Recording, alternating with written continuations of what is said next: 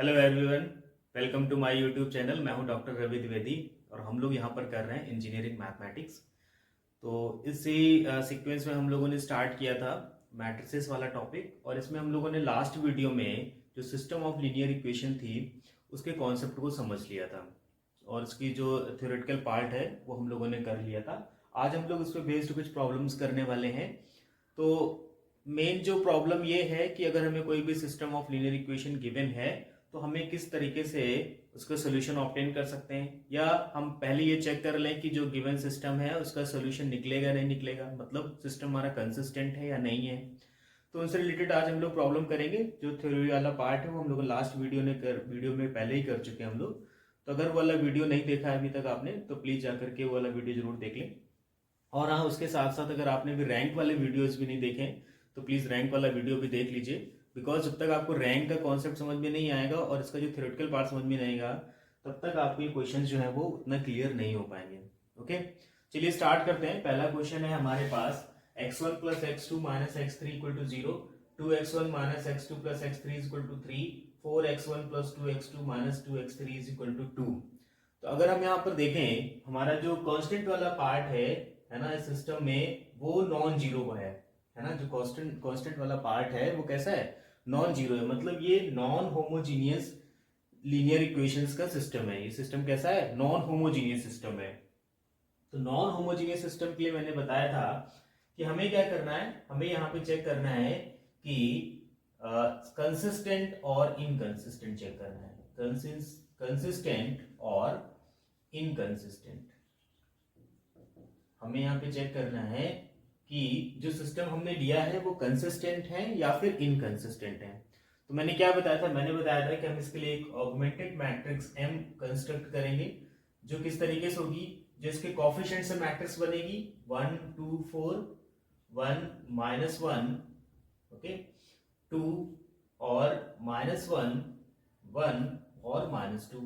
ये तो हो गई इसकी कोफिशिएंट की मैट्रिक्स A। और इसके साथ में हम लोग क्या करेंगे कि जो हमारी बी मैट्रिक्स है उसको भी इसके साथ में हम लोग लिख लेंगे इस तरीके से। तो ये हमने कंस्ट्रक्ट कर ली क्या, अपनी ऑगमेंटेड मैट्रिक्स M। ठीक है, इसके बाद हम लोग क्या करेंगे कि रैंक निकालना स्टार्ट करेंगे। किसकी रैंक निकालेंगे, एक तो हम M की निकालेंगे और एक हम A निकालेंगे। A जो हमारा इतना पार्ट है ये हमारा B है, हमने A और B को कंबाइंड करके एक मैट्रिक्स M बनाई है। तो हमें इसकी रैंक निकालनी है और इन दोनों की इसकी A की रैंक निकालनी है। अगर ये रैंक इक्वल आएंगी तो कंसिस्टेंट होगा और इक्वल नहीं आती है तो इनकंसिस्टेंट होगा। तो चलिए स्टार्ट करते हैं। मैंने बताया था कि सबसे आसान जो मेथड है रैंक निकालने का वो है इकेलॉन फॉर्म, है ना। अगर हम रो इकेलॉन फॉर्म में कन्वर्ट कर लें तो वहां पे जो नंबर ऑफ नॉन जीरो रोज होंगी वो रैंक को रिप्रेजेंट करेंगी। रैंक से रिलेटेड हमने 2 वीडियो पहले ही अपलोड कर दिए हैं। जिनको भी रैंक से रिलेटेड प्रॉब्लम हो वो प्लीज जाकर के प्लेलिस्ट से रैंक वाले वीडियो जरूर देख लें। तो चलिए रैंक ऑफ M स्टार्ट करते हैं। तो हम क्या करेंगे, इस M मैट्रिक्स को रो इक्विवेलेंट फॉर्म से अपर ट्रायंगुलर फॉर्म में कन्वर्ट करना स्टार्ट करेंगे। तो यहाँ पे हमारे पास है 2 और हमें यहाँ पे चाहिए 0। तो हम क्या करेंगे, R1 में 2 से मल्टीप्लाई कराएंगे और R2 से माइनस कर देंगे। तो हमारी फर्स्ट रो तो एज इट इज लिख जाएगी। ये 2 माइनस 2 हो गया 0, ओके। ये माइनस 1 माइनस 2 हो गया माइनस 3, और ये 1 माइनस 2 यानी ये हो गया प्लस का 3, और ये 3 माइनस 0 आ गया 3। इसके बाद हम यहाँ पे 4 से इसको मल्टीप्लाई करा के माइनस कराएंगे। 4 माइनस 4 0, और 2 माइनस 4 हो गया माइनस 2, 2 माइनस 4 हो गया माइनस 2, और प्लस 4, माइनस 2 और प्लस 4 ये हो गया 2, और ये आ जाएगा 2। ठीक है, तो ये हमने ऑब्टेन किया है by, it is obtain by, हमने क्या किया, R2 को रिप्लेस कराया है R2 माइनस 2R1 से, और R3 को रिप्लेस कराया है हमने R3 माइनस 4R1 से। ठीक है, ये हमने इस तरीके से रिप्लेस कराया है। अब हम लोग क्या करेंगे, इस वाले पार्ट को 0 बनाएंगे। इस वाले पार्ट को 0 बनाने के लिए हमें क्या करना पड़ेगा कि हम सेकेंड रो में 2 से मल्टीप्लाई करा दें और थर्ड रो में 3 से मल्टीप्लाई करा दें और सबट्रैक्ट करा दें। तो ये हमें यहां से मिल जाएगा 1 1 माइनस 1 0, ओके।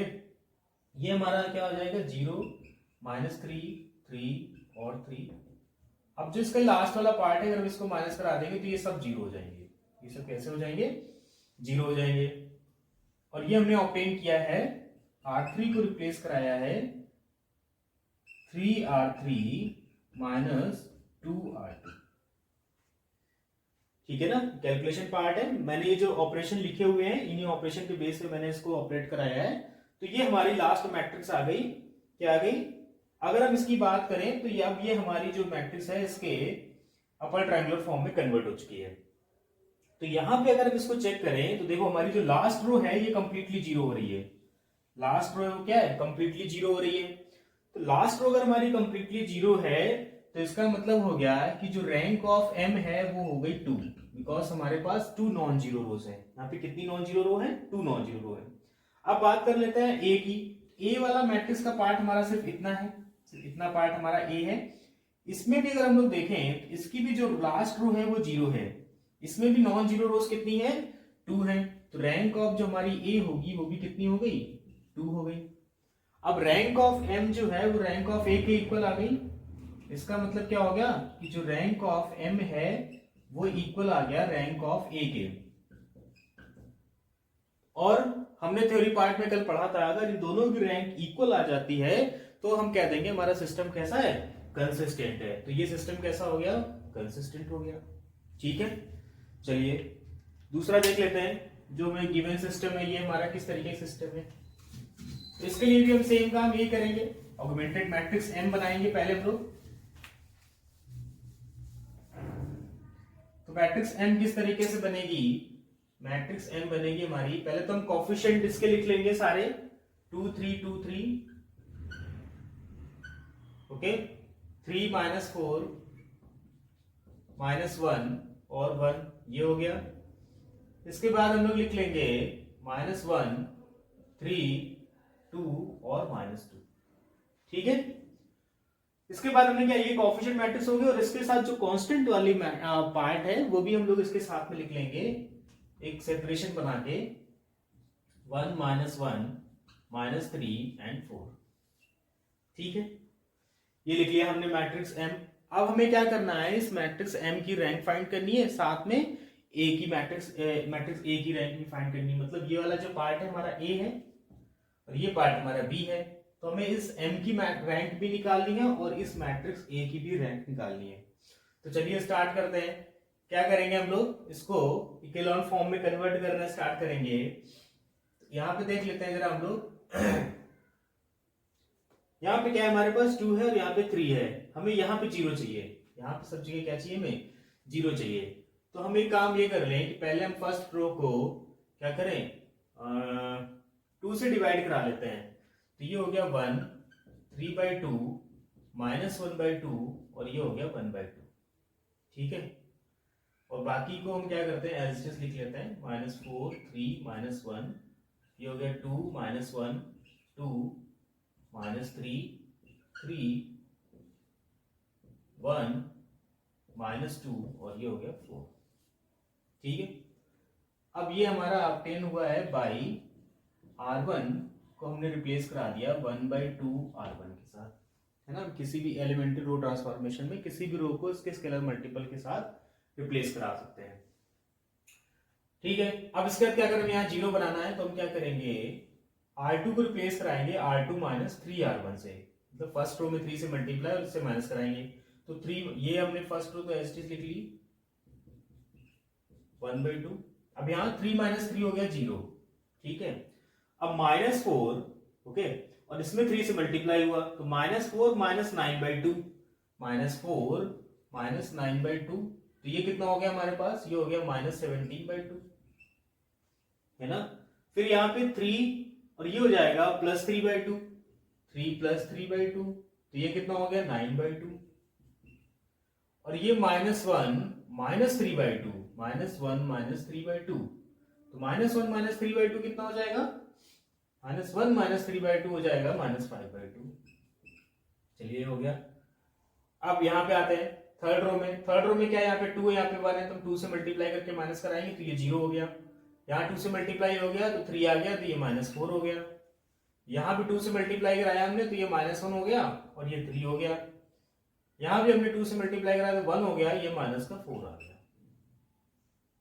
इसमें सेम वही प्रोसीजर, फिर से 3 से मल्टीप्लाई करा के माइनस कराएंगे तो ये 0 हो गया, ये 1 माइनस 9/2 हो गया, और 1 माइनस 9/2 कितना होगा, 1 माइनस 9/2, ये आ जाएगा -7/2। ओके, और ये हमारा हो जाएगा -2, ओके, -2 प्लस 3/2, -2 प्लस 3/2, तो ये -1/2 आ जाएगा। और इसी के साथ जब हम लोग इसको सॉल्व करेंगे तो ये हो जाएगा 4 माइनस 3/2, 4 माइनस 3/2, 4 माइनस 3/2, तो ये आ जाएगा 5/2। ठीक है, ये हमने क्या किया, अभी जो एंट्रीज थी बिलो A11 उनको हमने 0 कर लिया। अब इसके बाद हमें क्या करना है, हमें इसके अपॉन में 0 बनाना है, यहां पे 0 बनाना है। ठीक है, तो यहां पे 0 बनाने के लिए हम लोग क्या करेंगे,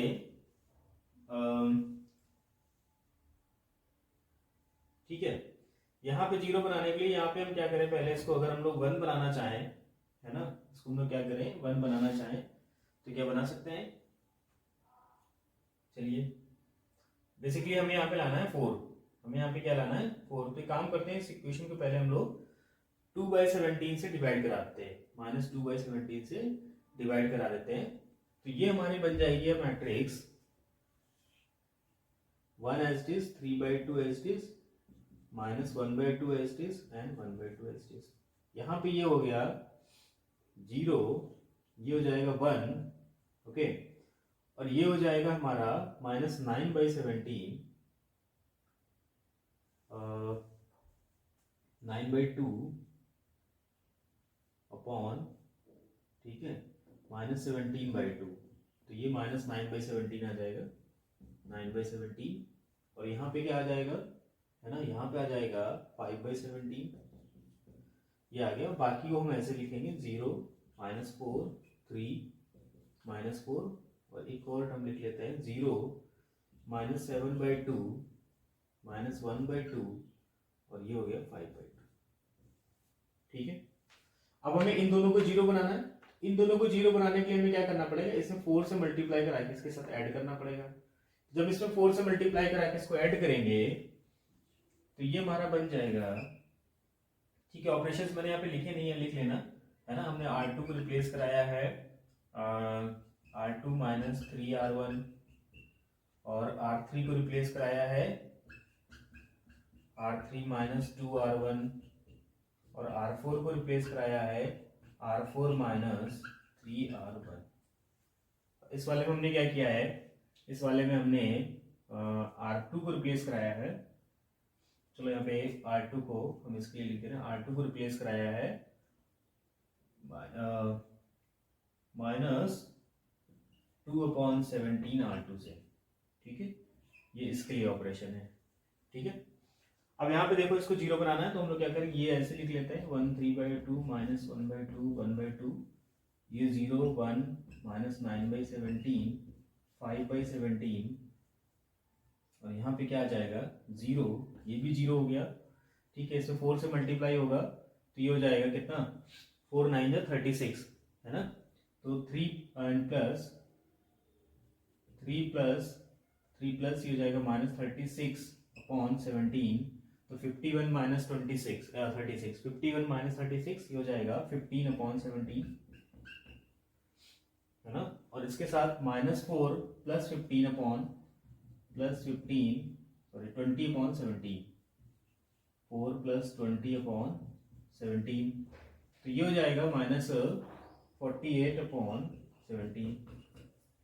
अब इसको क्या करना है, हमें इसको 0 बनाना है, तो इसको 0 बनाने के लिए हमें क्या करना पड़ेगा, यहाँ पे 2/7 से मल्टीप्लाई कराना पड़ेगा और ऐड करना पड़ेगा, तो ये 0 हो गया, ये भी 0 हो गया। ठीक है, और हमने क्या किया, इसमें 2/7 से मल्टीप्लाई कराया तो ये हमारा हो गया 2/7, है ना। और इसके साथ हम इसको क्या कर लेंगे, ऐड कर लेंगे, तो ये हमारा बन जाएगा -1/2 -18/119, तो ये हमारा बन गया -119 - 36 माइनस 36 अपॉन 119 इंटू 2 यानी 238, तो ये हो गया 155 माइनस 155 अपॉन 238। इसके बाद हम इसको क्या करेंगे, इसको भी 2/7 से मल्टीप्लाई कराएंगे, है ना। इसको हम लोग क्या करेंगे 2/7 से मल्टीप्लाई कराएंगे, तो ये हो जाएगा 10/17, 10/119, ओके। और इसके साथ प्लस करा लेंगे +5/2, तो ये हो जाएगा 238, ये 20 हो गया, ठीक है, ये 20 हो गया। और ये हो गया हमारा 2/7 से मल्टीप्लाई हमने इसको कराया, है ना। तो ये 5/2 प्लस 10/119, 238 हो गया, ठीक है। ये 1020 हो गया, और इसको जो 2 से डिवाइड 119 इंटू 5 यानी प्लस ये हो जाएगा 5 9 जा 45, 9 एंड 595, यानी ये हो गया 615 अपॉन 238, ये बन गया, ठीक है। अब इसके बाद हमें क्या करना है, हमें यहाँ पे इसको प्लस करके माइनस कराना है, ठीक है। तो जब इसको प्लस करके माइनस कराएंगे तो यहाँ पे हमें मल्टीप्लाई कराना पड़ेगा, किसका मल्टीप्लाई कराना पड़ेगा, यहाँ 155 है, ठीक है, और यहाँ पे है 15। तो बेसिकली हम इस तरीके से इसको देख लेना, मल्टीप्लाई जब कराएंगे तो ये दोनों पार्ट जो है वो जीरो हो जाएंगे, ये दोनों पार्ट जो है वो क्या हो जाएंगे, ये दोनों पार्ट जीरो नहीं होंगे, इनमें से ये वाला पार्ट तो जीरो बन जाएगा, पर ये हमारा नॉट इक्वल टू जीरो आएगा कुछ क्वांटिटी, ठीक है। वो कैलकुलेशन पार्ट है वो कर लेना, ये वाला पार्ट जीरो हो जाएगा, ये पार्ट नॉट जीरो हो जाएगा। तो जब ये पार्ट नॉन जीरो हो जाएगा, तो अगर हम इसको इस तरीके से कंक्लूड करके लिखें, लास्ट कैलकुलेशन है, इसको कर लेना बस थोड़ा सा, या चाहो तो मैं ऐसे कर भी सकता हूँ, इसको कुछ वो नहीं है। हमारे पास है -155.238, ठीक है, और यहाँ पे 15/17, तो यहाँ पे तो हमें पता है कि हमें मल्टीप्लाई कराना है 14 से, ठीक है। तो यहाँ भी 14 से मल्टीप्लाई हो गया, ठीक, कितना हो जाएगा ये बेसिकली ये लिखा हुआ है हमारा 31, है ना, ये लिखा हुआ 31 इंटू 5, और ये लिखा हुआ है 3 इंटू 5, ठीक है। तो 5 तो कॉमन है दोनों के साथ, 31 और 3, तो इसमें हमें 3 से मल्टीप्लाई कराना पड़ेगा, और इसमें हमें इसमें 3 से और इसमें 31 से मल्टीप्लाई कराना पड़ेगा, और 14 से भी मल्टीप्लाई कराना पड़ेगा, तो ये दोनों इक्वल हो जाएंगे और ये कैंसिल हो जाएंगे, थोड़ा सा कॉम्प्लिकेट हो गया क्वेश्चन ये। यहाँ पे जीरो बन जाएगा और यहाँ पे नॉट इक्वल टू जीरो आ जाएगा। तो अगर हम इस तरीके से इसको कंक्लूड करें, तो जो रैंक ऑफ हमारी m आएगी, है ना, जब रैंक ऑफ m होगी, बिकॉज ये क्वांटिटी जो है वो नॉट इक्वल टू जीरो आएगी, तो क्या होगा, नॉन जीरो रो इसमें हो जाएंगी 4। बट जब हम रैंक ऑफ ए की बात करेंगे, जब रैंक ऑफ ए की बात करेंगे, तो देखो यहां तक मेरा रैंक ऑफ ए है, ठीक है, और ये क्वांटिटी हो गई है जीरो, तो ये क्वांटिटी जीरो मतलब ये पूरी रो हो गई जीरो, तो हमारे पास नॉन जीरो रो कितनी बची, सिर्फ 3, तो रैंक ऑफ ए कितनी हो जाएगी, 3 हो जाएगी। तो जब रैंक ऑफ m है 4, रैंक ऑफ ए है 3, मतलब ये क्या है, दोनों नॉट इक्वल है, रैंक ऑफ m जो है वो क्या है, नॉट इक्वल टू है रैंक ऑफ a। तो इसका मतलब क्या हो गया, सिस्टम हमारा कैसा हो गया, सिस्टम इज इनकंसिस्टेंट हो गया, सिस्टम हमारा इनकंसिस्टेंट हो गया, ठीक है। तो कंसिस्टेंट और इनकंसिस्टेंट चेक करने की जब भी बात आएगी, तो हमें सिस्टम हमेशा नॉन होमोजीनियस दिया जाएगा, बिकॉज होमोजीनियस सिस्टम जो होता है वो ऑलवेज कंसिस्टेंट। तो अभी हम लोगों ने देखा कि किस तरीके से हम लोग सिस्टम को चेक करते हैं कि जो गिवन सिस्टम है वो हमारा कंसिस्टेंट है या फिर इनकंसिस्टेंट है, मतलब जो गिवन सिस्टम है उसका सोल्यूशन निकलेगा या फिर नहीं निकलेगा। अब मान लेते हैं कि हमारा सिस्टम हो गया कंसिस्टेंट हो गया, मतलब इस सिस्टम का सोल्यूशन निकाला जा सकता है, तो सोल्यूशन या तो यूनिक होगा या फिर इनफाइनाइट नंबर ऑफ सॉल्यूशंस आएंगे।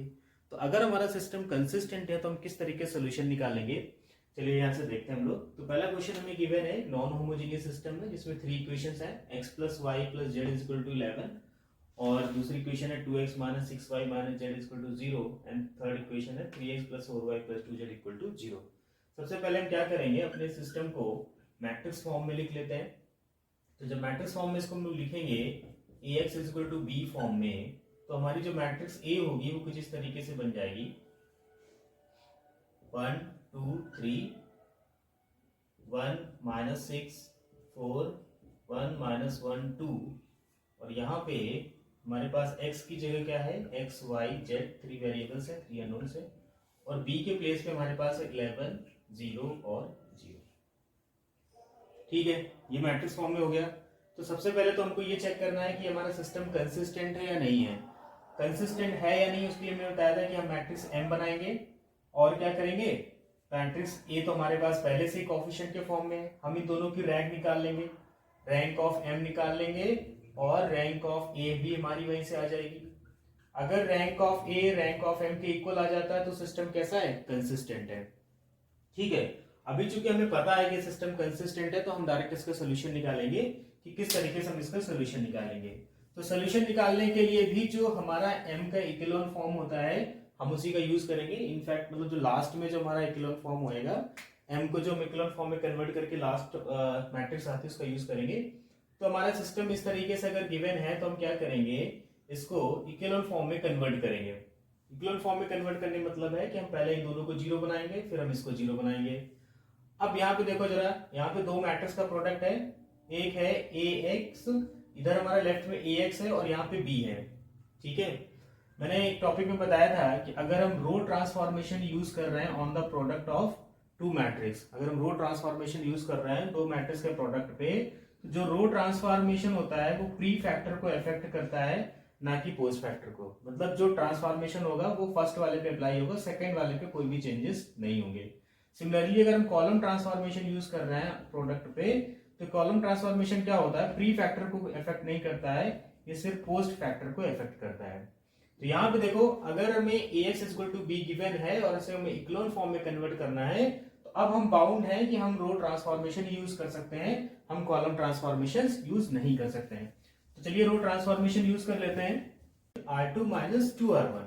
तो R1 को तो हम एस्टेरिस्क लिख लेते हैं, यहाँ पे ये 0 हो गया, -6 - 2 ये -8 हो गया, और -1 - 2 है ना, -1 - 2 ये हो जाएगा -3।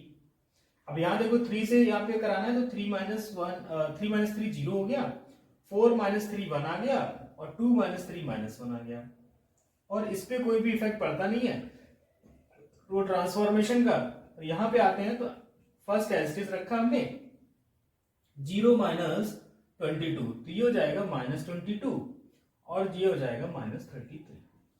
ठीक है, अब हमें क्या करना है, हमें इसको जीरो बनाना है। तो इसको जीरो बनाने के लिए हम क्या करें, सिंपली R3 में 8 से मल्टीप्लाई करा दें और इसके साथ ऐड करा दें। तो पहले हम लोग इसका ट्रांसफॉर्मेशन लिख देते हैं कि हमने कैसे ऑब्टेन किया है। R2 को हमने रिप्लेस कराया R2 - 2R1 से, और R3 को हमने रिप्लेस कराया है R3 - 3R1 से। ठीक, अब हम लोग क्या करने जा रहे हैं, R3 में 8 से मल्टीप्लाई कराएंगे और इसके साथ ऐड कर देंगे। तो अब हमारा जो ये सिस्टम है ये इक्विवेलेंट हो गया किसके, 1 1 1 0 -8 -3, ये 0 हो गया, ये 0 हो गया। अब यहां -8 -3, तो ये कितना आ जाएगा, -11 आ जाएगा। ठीक है ना, -11 आ गया, और यहां पे आ गया x y z। इधर देखते हैं, ये एज इट इज रहेगा, है ना, 11 हमारा एज इट इज रहेगा, -22 एज इट इज रहेगा। अब इसमें हमने 8 से मल्टीप्लाई करा दिया तो ये हो गया, ठीक है, और हमने क्या किया, इसके साथ ऐड कर दिया। ठीक है, तो ये हमारा बन जाएगा -33 × 8 और -22। ठीक है, ये बन गया। चलिए यहां से जरा अब हम लोग क्या कर सकते हैं, हम लोग कर ये सकते हैं कि देखते हैं क्या कर सकते हैं अभी हम लोग। अब हमें क्या करना, ठीक है, ये हमारा इक्विवेलेंट फॉर्म में कन्वर्ट हो गया, मतलब ये अपर ट्रायंगुलर फॉर्म में कन्वर्ट हो गया। अब हम इसका सोल्यूशन निकालेंगे बैक सब्स्टिट्यूशन से। बैक सब्स्टिट्यूशन का मतलब होता है पहले थर्ड इक्वेशन को सॉल्व करेंगे, फिर सेकंड को सॉल्व करेंगे, फिर फर्स्ट इक्वेशन को सॉल्व करेंगे।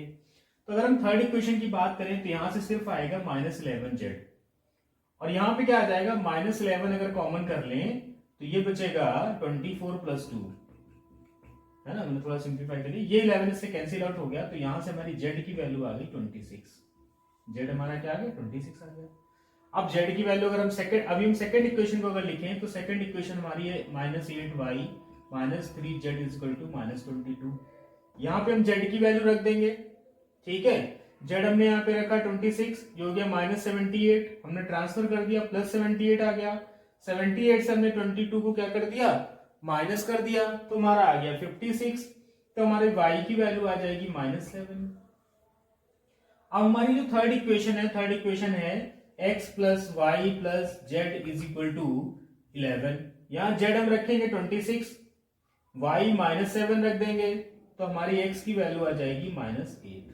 ठीक है, तो इस तरीके से हम क्या करते हैं, अगर हमारा सिस्टम कंसिस्टेंट होता है तो हम क्या करेंगे, जो हमारा सिस्टम होगा उसको मैट्रिक्स फॉर्म में लेके एक्युलर फॉर्म में कन्वर्ट कर लेंगे और बैक सब्स्टिट्यूशन से इसका हम लोग आंसर निकाल लेंगे। अब जरा देखो कि हमें ये काम बार बार नहीं करना है एक्युलर फॉर्म में कन्वर्ट करने वाले। जब हम इसको चेक करेंगे कि ये सिस्टम हमारा कंसिस्टेंट है या नहीं है, तो जो हमारी लास्ट मैट्रिक्स M होगी वो एक्चुअली यही होगी, ये पार्ट पूरा होगा वहां पे और ये पार्ट होगा। ठीक है, तो हम क्या करेंगे, उस लास्ट वाले पार्ट से ही हम अपने सिस्टम को बना लेंगे, है ना। हम ऐसा नहीं करना है कि M के लिए पहले हम एक्युलर फॉर्म कन्वर्ट करें, फिर सिस्टम को लिख के फिर से एक्युलर फॉर्म कन्वर्ट करें। एक ही बार में हम इसको लिख लेंगे और यहीं से हम सीधे क्या करेंगे, रैंक भी पता कर लेंगे और हम क्या करेंगे, सोल्यूशन भी निकाल लेंगे। ठीक, एक तो ये काम हो गया।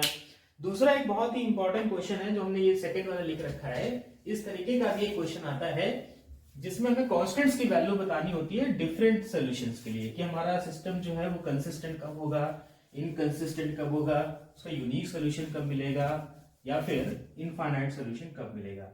तो उसके लिए हमें कुछ नहीं करना है, बस हमें मैट्रिक्स M बनानी है। ठीक है, चलो मैट्रिक्स M बना लेते हैं हम लोग। क्या हो जाएगी हमारी 1 1 2 1 1 2, है ना, 2 3 5 3 5 A, और इसके साथ हम लोग अपनी B मैट्रिक्स भी लिख लेते हैं 6 9 B। ठीक, प्रोसीजर वही है, हम इसको इक्विवेलेंट फॉर्म में कन्वर्ट करेंगे। तो इक्विवेलेंट फॉर्म में जब कन्वर्ट करेंगे तो हम फर्स्ट रो का एज इट इज लिख लेते हैं, इससे इसको माइनस करते ही हो गया 0, 3 में से 2 गया हो गया 1, 5 में से 3 गया 2, 9 में से 6 सब्ट्रैक्ट किया हो गया 3।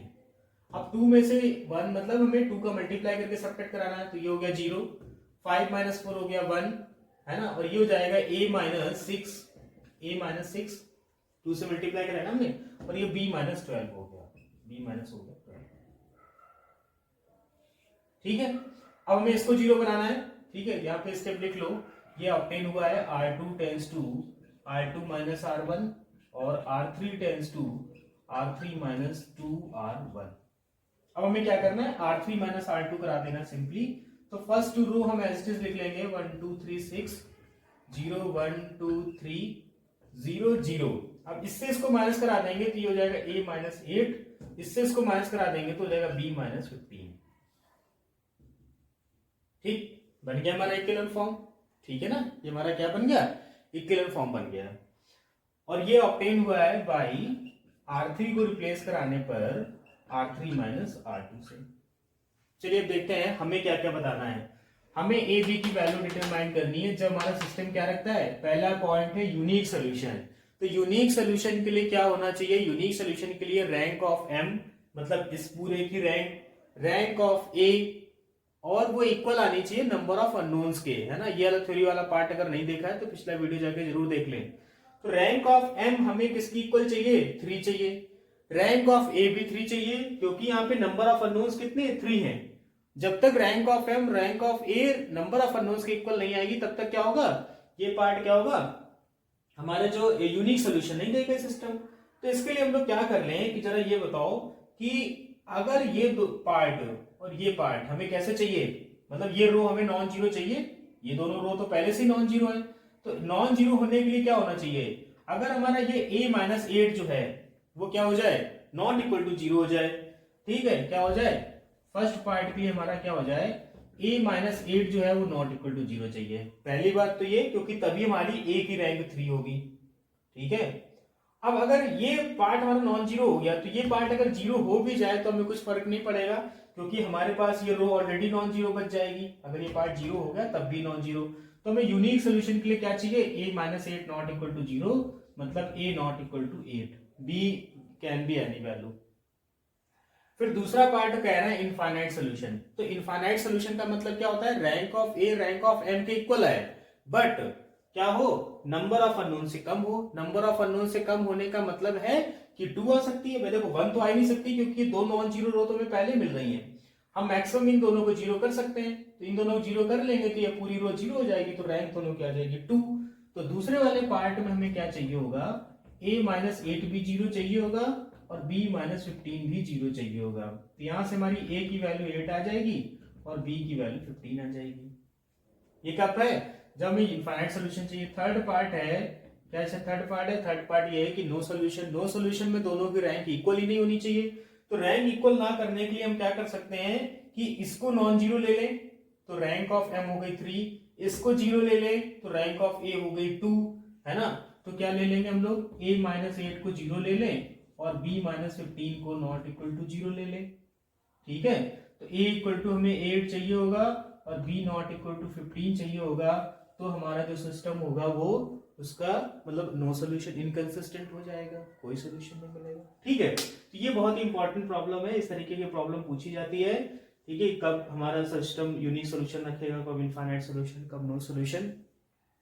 तो कुछ और भी जो भी प्रॉब्लम्स हो, आप लोगों की जो भी टेक्स्ट बुक आप लोग कर रहे हो उससे क्वेश्चंस करते रहिए। होप कि ये वीडियो आपकी बहुत हेल्प करेगा इन क्वेश्चंस को करने में। इसके लिए आपको लेकिन रैंक वाला जो वीडियो है और जो इसके पहले वाला जो थ्योरेटिकल पार्ट वाला वीडियो है वो आपको जरूर देखना होगा। ठीक है, सो अगर आपको हमारा ये वीडियो पसंद आया हो तो प्लीज़ वीडियो को लाइक करें, अधिक से अधिक लोगों तक शेयर भी करें इसको। अगर आपने अभी तक हमारा चैनल सब्सक्राइब नहीं किया है तो प्लीज़ चैनल को सब्सक्राइब जरूर कर लें।